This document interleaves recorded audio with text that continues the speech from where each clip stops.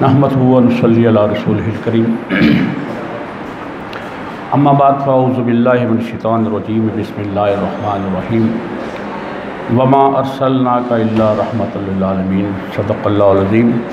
Rabbi इश्रह ली सदरी व यस्सिर ली अमरी वहलुल उक़दतम मिन लिसानी यफ़क़हू क़ौली। इन्नल्लाह व मलाइकतहु युसल्लूना अलन नबी या अय्युहल्लज़ीना आमनू सल्लु अलैहि व सल्लिमू तस्लीमा। अल्लाहुम्मा सल्लि अला मुहम्मद व अला आलि मुहम्मद कमा सल्लैता अला इब्राहीम व अला आलि इब्राहीम इन्नका हमीदुम मजीद। अल्लाहुम्मा बारिक अला मुहम्मद व अला आलि मुहम्मद कमा बारकता अला इब्राहीम व अला आलि इब्राहीम इन्नका हमीदुम मजीद। हम सीरत पाक की किताब जो है सीरत सरवर आलम सल्लल्लाहु अलैहि वसल्लम वो हमने शुरू की है। और हम इससे पहले जो है उसका जो बाब नंबर 1 है कि कुरान अपने लाने वाले को किस हैसियत में पेश करता है, इस पे हमने साथ साथ बुद्ध मत और हिंदू कृष्ण नारायण इस तमाम जो है उस पर बातें की। हज़रत ईसा अलैहिस्सलाम के बारे में भी और आप सल्लल्लाहु अलैहि वसल्लम की ज़ात मुबारक के बारे में भी।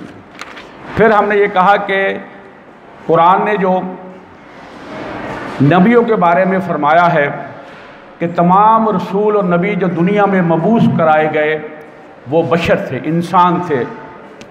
हम इंसानों की तरह वो खाते पीते थे, शादियां करते थे, बाज़ारों में घूमते थे, उनकी औलाद होती थी, उन्हें बीमारी भी लगती थी, बुखार भी होता था, चोट भी लगती थी, खून भी निकलता था।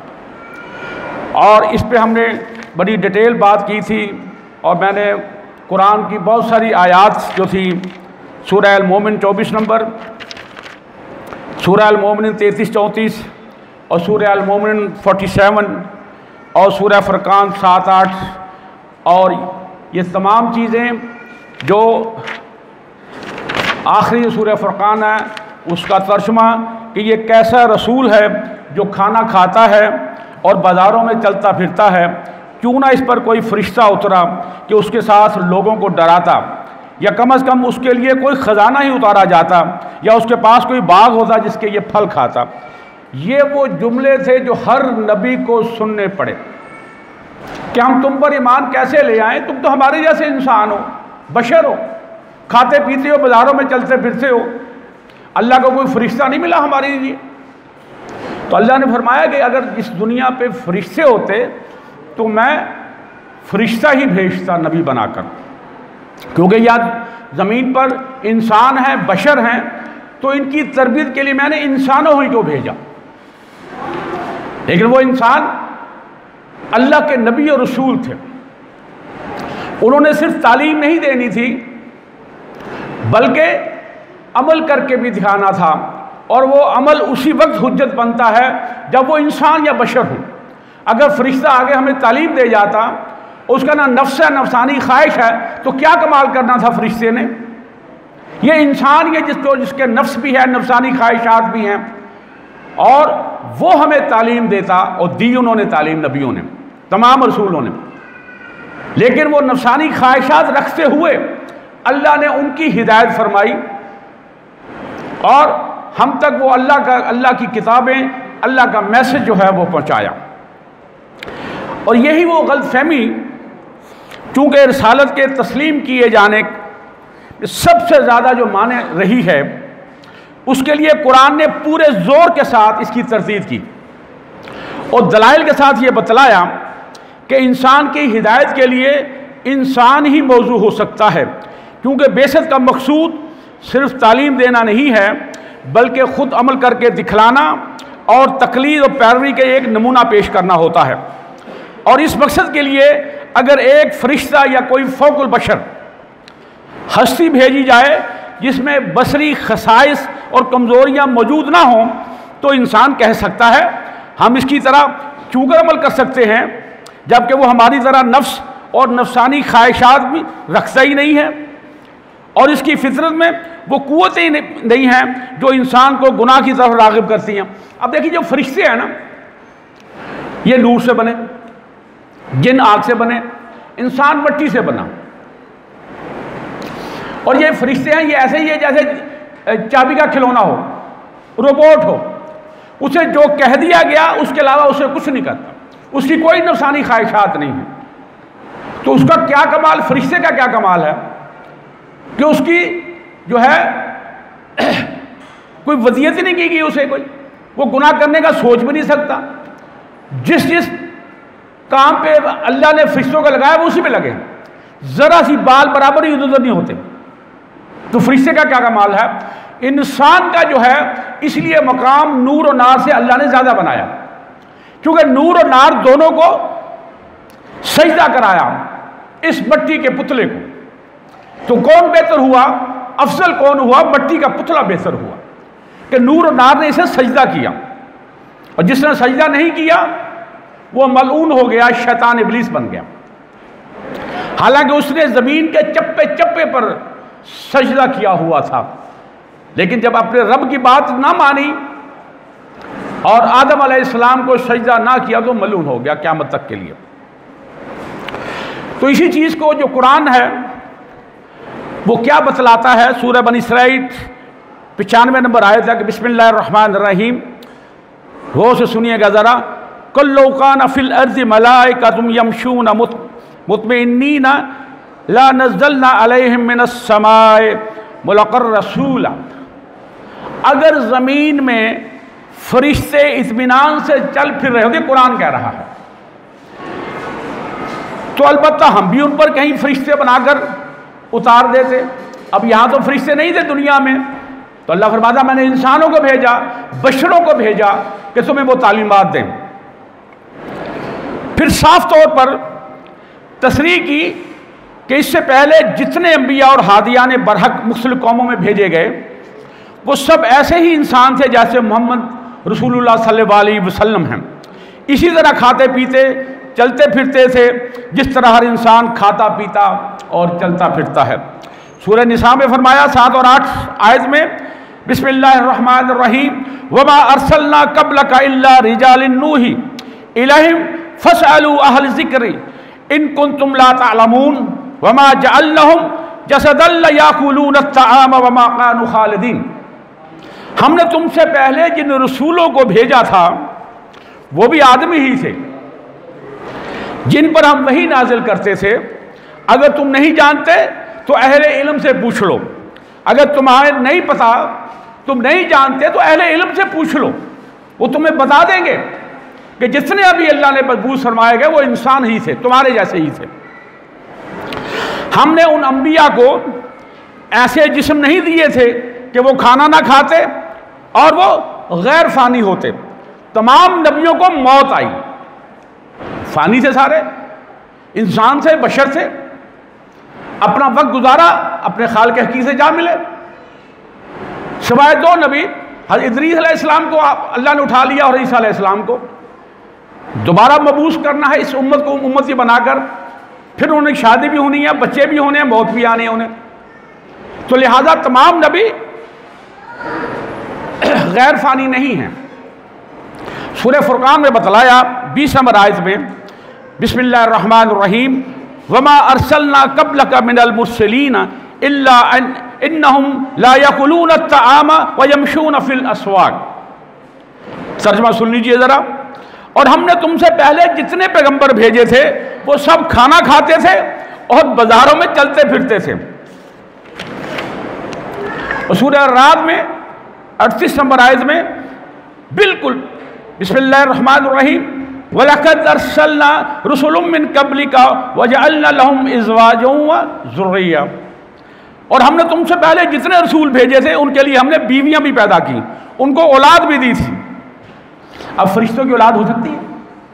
वो नूर से बने ना, उनकी शादी नहीं होनी, औलाद कहां से होनी है? औलाद इंसान की हो सकती है।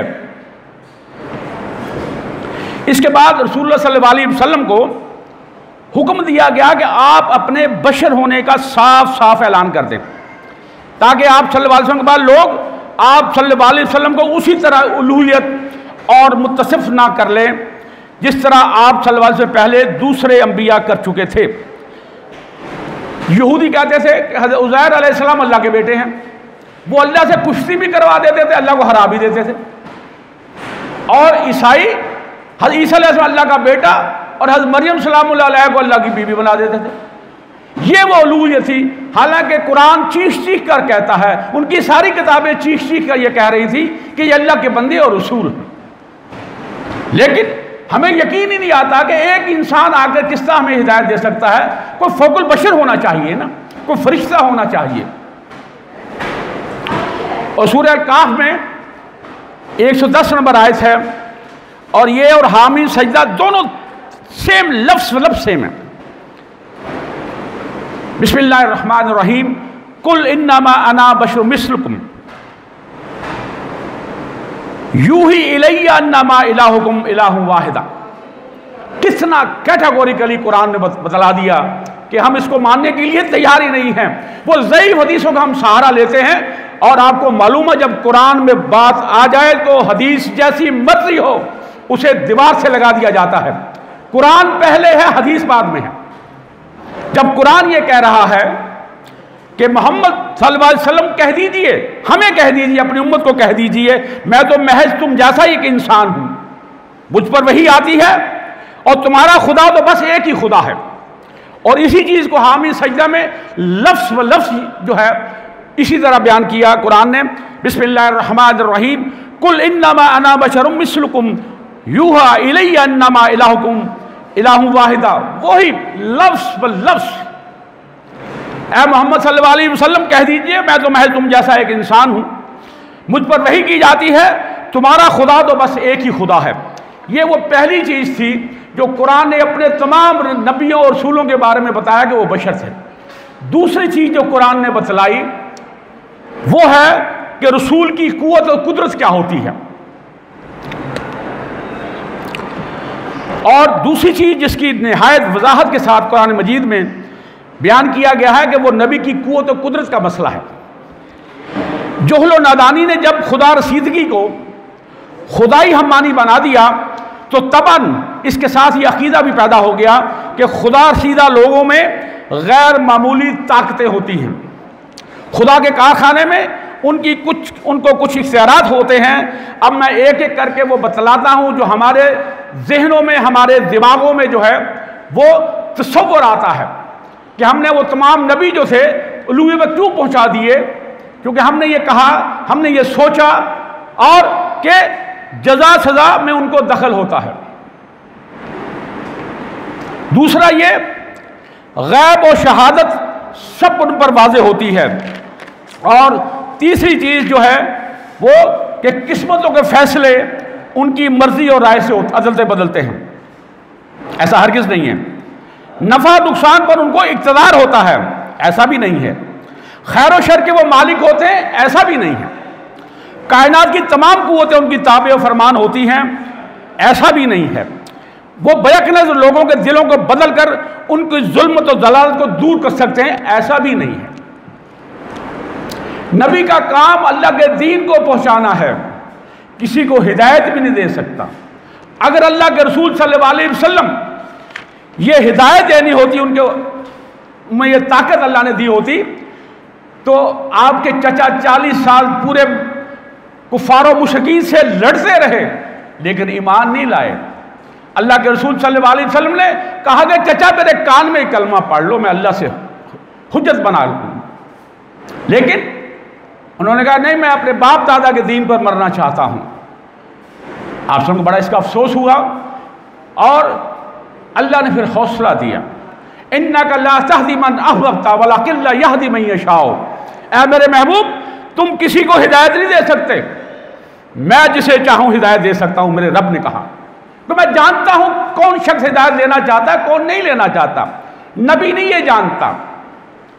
अगर नबी हिदायत दे सकता तो अल्लाह से ये दुआ ना करते, अल्लाह के रसूल सल्लल्लाहु अलैहि वसल्लम, या अल्लाह दोनों उम्रों में से एक उम्र दे दे।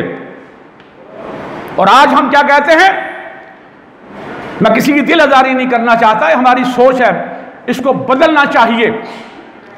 कि शाह अब्दुल कादिर जिलानी रहमुल्लाह बहुत बड़े बुजुर्ग होते, इसमें कोई शक नहीं। उनकी किताब पढ़िए, आपका दिलो दिमाग खुल जाएगा।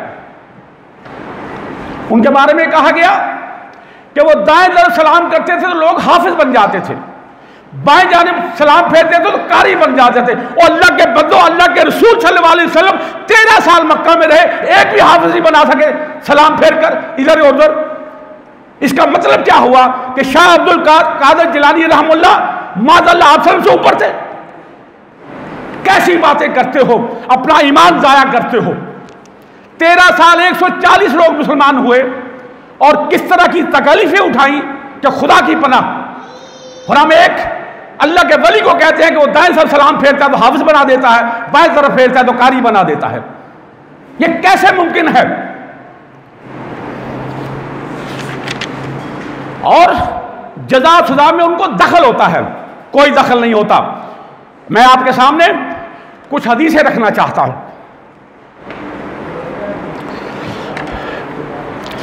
आप सल्लल्लाहु अलैहि वसल्लम ने अपनी बेटी सैयद फातिमा ज़हरा रज़ी अल्लाह ताला अन्हा और अपनी फूफी हज़रत सफ़िया रज़ी अल्लाह ताला अन्हा, इनको क्या फरमाया? सही बुखारी की हदीस है कि ऐ पैगंबर खुदा की बेटी फातिमा रज़ी अल्लाह ताला अन्हा, ऐ पैगंबर खुदा की फूफी सफ़िया रज़ी अल्लाह ताला अन्हा, और खुदा के यहाँ के लिए कुछ कर लो, यानी कि अल्लाह के यहाँ जाने से पहले कुछ कर लो, मैं तुम्हें खुदा से नहीं छुड़ा सकता। ये क्यों कहा? उधर हम कह रहे हैं कि ये करता, उधर कहता, वो हो जाता है।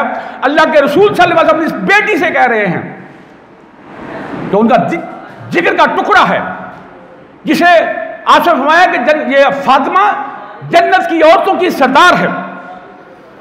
इनके बेटे इमाम हसन इमाम हुसैन रज़ी अल्लाह ताला अन्हुमा ये जन्नत के नौजवानों के सरदार हैं।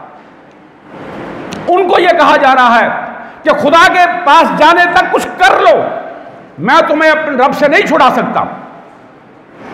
ये क्यों कहा गया कि ये तकिया करके ना बैठ जाए? और आज हमारी उम्मत ये तकिया करके बैठ गई है, ना नमाज पढ़नी, ना रोजा रखना, ना हकूकुल्लाह, ना हकूकुल इबाद, सिर्फ इस पर तकिया लगाए बैठे हैं। कलमा पढ़ लिया है, आप सल्लम की शफात हो जाएगी। अल्लाह के बंदो, ये कैसे हो सकता है कि मेरे जैसा एक गुनाहगार इंसान जिसने कभी को नेकी ना की हो या चंद नेकियां की हो, और एक वो शख्स जो सुबह तक शाम हकूकुल इबाद जो है कर रहा है, वो नमाज बाकायदगी से बाजमात पढ़ रहा है, वो रोजे रख रहा है, वो तमाम अपने फैमिली के साथ सिला रहमी भी करता है, वो गीबत बोहतान झूठ से बचता है, और मुझे और उसको अल्लाह एक ही पल्ले में डाल देंगे तो माज़अल्लाह अल्लाह को इंसाफ पसंद ना हुआ। ऐसा हरगिज नहीं है। हमने इबादत अपने तय करनी है, लेकिन हमारी इबादत उस लायक नहीं होती कि इसकी बुनियाद पर हम जन्नत में चले जाएं। इसके लिए अल्लाह की रहमत और फजल शामिल हाल होना चाहिए। ये वो सोच है बेसिकली। और ये कहा कि गैब और शहादत सब इन पर रोशन होता है। नबी को गैब का इल्म नहीं होता, वही इल्म होता है जो रब उन्हें अता फरमाता है। मैं इसकी 3 मिसालें आपके साथ रखना चाहता हूं ताकि आपकी आंखें खुल जाएं, ये जो पट्टी बंधी हुई है वो उतर जाए। ये मिसाल है जंगे ओहद 4 हिजरी में हुई, और इसी 4 हिजरी के माह सफर में रसूलुल्लाह सल्लल्लाहु अलैहि वसल्लम के पास अजल और कारा इनके कुछ लोग हाजिर हुए। कहा कि अल्लाह के रसूल सल्लल्लाहु अलैहि वसल्लम, हमें जो है ऐसे लोग हमें अब भेज दो ताकि वो हमें दीन सिखाएं, कुरान सिखाएं। तो आप सल्लल्लाहु अलैहि वसल्लम ने 10 लोगों को भेजा। उनके अमीर कौन थे? हज़रत आसिम बिन साबित अंसारी रज़ी अल्लाह ताला अन्हु। अब ज़रा ये भी मालूम कर लीजिए, आपको बता दूं कि हज़रत आसिम बिन साबित अंसारी रज़ी अल्लाह ताला अन्हु कौन थे? इनकी बेटी थी जमीला रज़ी अल्लाह ताला अन्हु। उनसे शादी की हज़रत उमर बिन खत्ताब रज़ी अल्लाह ताला अन्हु ने। इनके बदन से जो लड़का पैदा हुआ उसका नाम था आसिम बिन उमर बिन खत्ताब, और इन्हीं का नवासा था हज़रत उमर बिन अब्दुल अजीज़ रहमुल्लाह, जिन्हें छठा खलीफा कहा जाता है। ये आपके इल्म के लिए मैं बताना चाहता हूँ। ये इनको जो है 9 सहाबी और थे, इनको दीन की खिदमत के लिए ये उज़ल और कारा का भेजा। और ये रास्ते में एक चश्मा है, रजी उसका नाम है, इसलिए इनको रजी के शोहदा कहा जाता है। इस पर पहुंचे तो अज़ल कारा के अफराद ने कबीला हुज़ैल की एक शाख है बनु लहयान, ये बनु लहयान याद रखो, आखिर में इसका मैं फिर जिक्र करूंगा, को इनके पीछे लगा दिया। 100 तीर अंदाज अबू लहयान के इनके पीछे लगे और निशानात कदम देखकर उनको जा लिया। ये सहाबा कराम एक टीले पर चढ़कर पनाह गिरे हुए, बनु लहयान ने उन्हें घेर लिया और कहा कि तुम्हारे लिए अहद व पैमाने के नीचे उतर आओ, अगर तुम हमारे पास उतर आओ तो हम तुम्हारे किसी आदमी को कत्ल नहीं करेंगे। हज़रत आसिम बिन साबित रज़ी अल्लाह ताला ने कहा कि नहीं। उन्होंने जंग की, 7 सहाबा शहीद हो गए, 3 सहाबी बच गए। हज़रत खुबैब बिन अदी रज़ी अल्लाह ताला अन्हु, हज़रत ज़ैद बिन दुसना रज़ी अल्लाह ताला अन्हु और हज़रत तारिक बिन अब्दुल्ला रज़ी अल्लाह ताला अन्हु। और बनु उबान ने फिर, लहयान ने फिर कहा कि आप नीचे आ जाइए। ये तीनों नीचे आ गए। वो गिरफ्तार करने लगे तो फिर लड़ाई हुई। हज़रत तारिक बिन अब्दुल्ला वहाँ शहीद हो गए, फिर 2 रह गए, खुबैब बिन अदी रज़ी अल्लाह ताला अन्हु और हज़रत ज़ैद बिन दुसना रज़ी अल्लाह ताला अन्हु। और इन दोनों को ले जाकर उन्होंने मक्के में फरोख्त कर दिया और उनको गाहक भी बड़ी जल्दी मिल गए। उसकी वजह क्या थी कि जंगे बदर में हज़रत खुबैब बिन अदी रज़ी अल्लाह ताला अन्हु ने एक कुरैश के सरदार से हारिस बिन आमिर, उसको कत्ल किया था। तो उसके बेटे जो थे उकबा बिन हारिस, उन्होंने खरीद लिया कि लाओ इसको मैं फिर खुद अपने हाथ से कत्ल करूंगा। और ज़ैद बिन दुसना ने जंगे बदर में उमैया बिन खल्फ, उसके बेटे अली बिन उमैया को कत्ल किया था। तो उसके बेटे सफ़वान बिन उमैया ने खरीद लिया। अब देखिए खुबैब बिन अदी रज़ी अल्लाह ताला अन्हु को मैं 2-3 बातें आपके सामने रखना चाहता हूँ। और जब उसे हरम की हुदूद से बाहर जाकर इन्हें शहीद किया, इन्होंने कहा मुझे 2 नफल नमाज पढ़ने दीजिए, इजाज़त दे दी गई। और उन्होंने नफल बड़ी जल्दी पढ़ लिए। ये पहले सहाबी हैं, मुसलमान हैं, जो शहादत से पहले जिन्हें 2 रकात नमाज पढ़ने का शर्फ हासिल हुआ। उन्हें जल्दी सलाम फेर दिया, कहीं दुश्मन ये ना समझे कि मैं मौत को सामने देखकर अपनी नमाज लंबी कर रहा हूँ। वरना कहते मेरा दिल चाहता था कि मैं भी अपने रब से मनाजात करूँ, गिड़गिड़ाऊँ, अपने गुनाहों की माफ़ी मांगूँ। और इस कैद के दौरान उकबा की बहन कहती है कि मैंने एक दिन देखा कि खुबैब बिन अदी रज़ी अल्लाह ताला अन्हु बाद इस्लाम ले आई थी, कि सुबह मैं उठी तो वो जंजीरों में जकड़े हुए थे, तो अंगूर खा रहे थे। वो सभी अंगूर का नहीं था, मेरे रब ने उन्हें अंगूर पहुंचाए थे। जिस तरह हज़रत मरियम सलामुल्लाह अलैह के कमरे में हज़रत ज़करिया अलैहिस्सलाम ने देखा फल पड़े, कहाँ से आएगा, मेरा रब मुझे देता है। जो अल्लाह का हो जाता है फिर अल्लाह उन्हें हर चीज़ देता है, उन्हें खिलाता भी है, पिलाता भी है। और फिर जब इन्होंने कहा कि मुझे जब कसल भी करना तो मेरा मुंह जो है हरम पाक की जानिब कर दो, उन्होंने उल्ट कर दिया, ये हम क्यों करें। वो कहा कि तुम जिधर भी करोगे मेरा रब उधर ही है। मेरा रब सिमतों का मोहताज नहीं है, वो हर जगह मौजूद है। और फिर इसे कत्ल किया गया, एक एक जोड़ को काटा गया और फिर इनकी जो नाश थी उसे लटका दिया गया। और इन्होंने शहीद होते हुए कहा कि ऐ अल्लाह मेरी ये खबर अपने महबूब सल्लल्लाहु अलैहि वसल्लम को पहुंचा दे। और आप सल्लल्लाहु अलैहि वसल्लम ने कहा कि कौन है जो खुबैब बिन अदी को, वो लटकी हुई उसकी लाश है। 40 दिन गुजर गए तो कौन 2 शहसवार निकले, हज़रत ज़ुबैर बिन अवाम रज़ी अल्लाह ताला अन्हु और हज़रत मिक़दाद बिन असवद रज़ी अल्लाह ताला अन्हु। ये बड़े बहादुर थे, शहसवार थे, बड़े तलवार के धनी थे। ये जब आए तो नाश लटकी हुई थी, 40 लोग चारों तरफ से घेरा डाले हुए। अल्लाह ने उनको नींद ला दी। इन्होंने हज़रत खुबैब बिन अदी की नाश को उठाया। फरमाते हैं कि वो ऐसे तरोताज़ा थी जैसे अभी शहीद हुए हों और उनके जिस्म से खुशबू आ रही थी।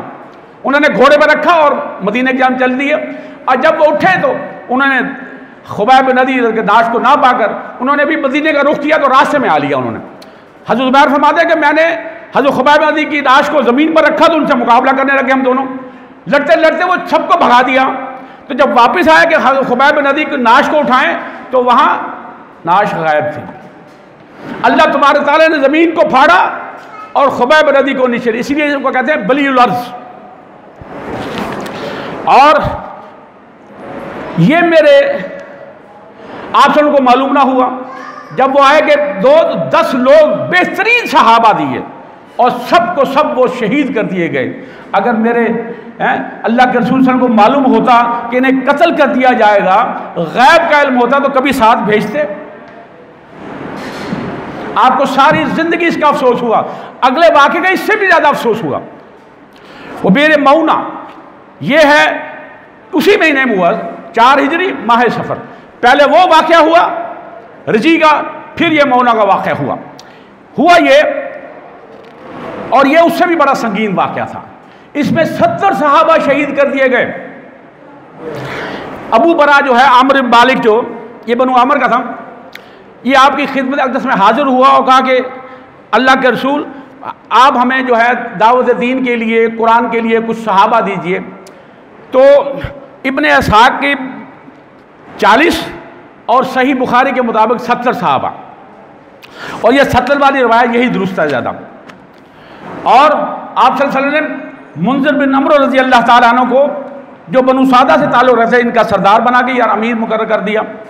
ये लोग तमाम जो सहाबा थे 70 के 70 बड़े फुसला थे, आला इल्म वाले थे, कुर्रा थे, ये सदात थे और अखयार सहाबा थे। ये क्या करते थे? दिन में लकड़ियां काट काट कर उसके एवज अहले सुफ़ा का खाना लाते थे और फिर कुरान पढ़ते और पढ़ाते थे। रात में खुदा के हुजूर मनाजात और नमाजें पढ़ते थे।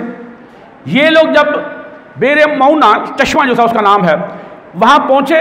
ये बनु आमर और बनु सलाम के दरमियान वाक़या है, दोनों को, इधर बनु आमर है, इधर बनु सलाम है, दरमियान में है ये।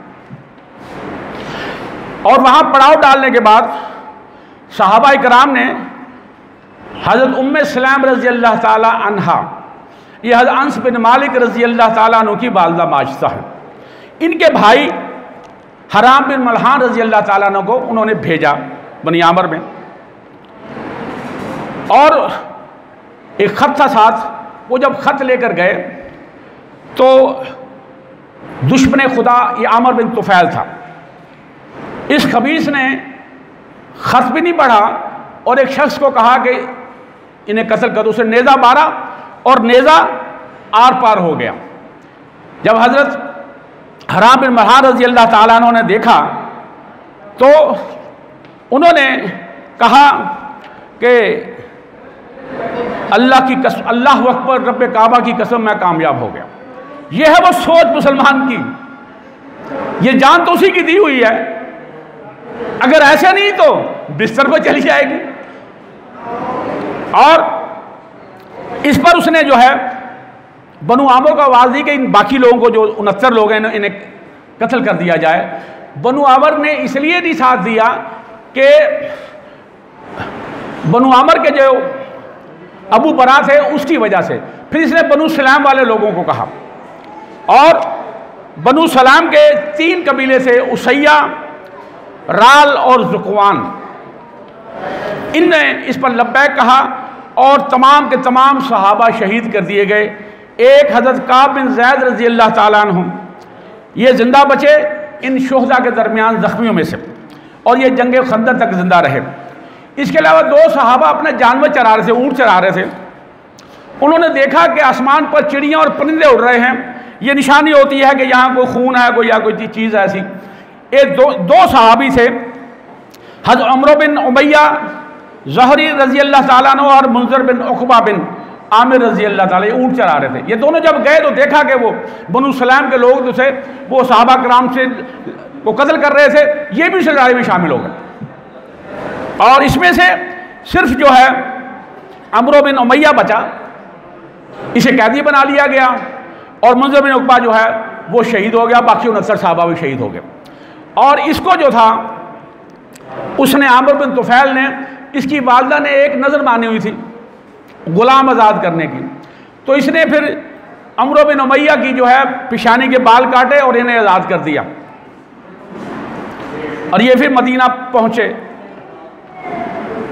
मैं इसे यहां तक रखता हूं, आगे फिर किस्सा लंबा हो जाएगा।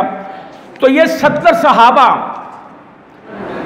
बल्कि 71 सहाबा शहीद कर दिए गए और अल्लाह के रसूल सल्लल्लाहु अलैहि वसल्लम को मालूम नहीं पड़ा। और आप सल्लल्लाहु अलैहि वसल्लम ने 1 माह तक ये राज ज़ुकवान, वो लहयान जिन्होंने वो 10 सहाबा शहीद किए थे, वो भी शाम में, इसलिए इसका नाम ज़्यादा याद रखिए, बनु लहयान और उसैया, इस पर आप सल्लम 30 दिन फजर के बाद बद्दुआ करते रहे, कुनूत नाज़िला पढ़ते रहे इनके ऊपर, अल्लाह तबाह कर दे इनको, एक एक कबीले का नाम लेकर। यहां तक कि अल्लाह के रसूल सल्लल्लाहु अलैहि वसल्लम एक वही आई और मेरे रब ने बतलाया, क्या मेरे महबूब, वो वही ये थी कि हमारी कौम को बतला दीजिए। ये उन सहाबा की तरफ से मैसेज था कि हम अपने रब से जा मिले हैं और वो हमसे राजी है, यानी कि रब हमारा राजी है और हम अपने रब से राजी हैं। इसलिए आप सल्लल्लाहु अलैहि वसल्लम ने ये कुनूत जो है तर्क फरमा दिया। 1 माह तक कुनूत नाज़िला फरमाई आप सल्लल्लाहु अलैहि वसल्लम ने, और सारी जिंदगी अफसोस हुआ कि काश मैं ना भेजता, अगर गैब न होता तभी ना भेजते ना, अल्लाह ने नहीं बतलाया तो नहीं मालूम पड़ा। और हज़रत उस्मान रज़ी अल्लाह ताला हुदैबिया के मकाम पर जब रुके हुए थे तो कुफार से बातचीत के लिए आप सल्लल्लाहु अलैहि वसल्लम ने हज़रत उस्मान रज़ी अल्लाह को भेजा मक्का, क्योंकि इनके रिश्तेदार बहुत सारे वहाँ मक्का में मौजूद थे। बीबी पहले ही हज़रत उमर रज़ी अल्लाह कहा था, उन्होंने कहा कि अल्लाह के रसूल मेरा तो कोई भी रिश्तेदार वहाँ नहीं है, मुझे वो नुकसान पहुँचा सकते हैं। तो फिर हज़रत उस्मान रज़ी अल्लाह को भेजा गया और वहाँ वो जाके काफ़ी लेट हो गए। ये अफवाह फैल गई कि हज़रत उस्मान रज़ी अल्लाह ताला को शहीद कर दिया गया है।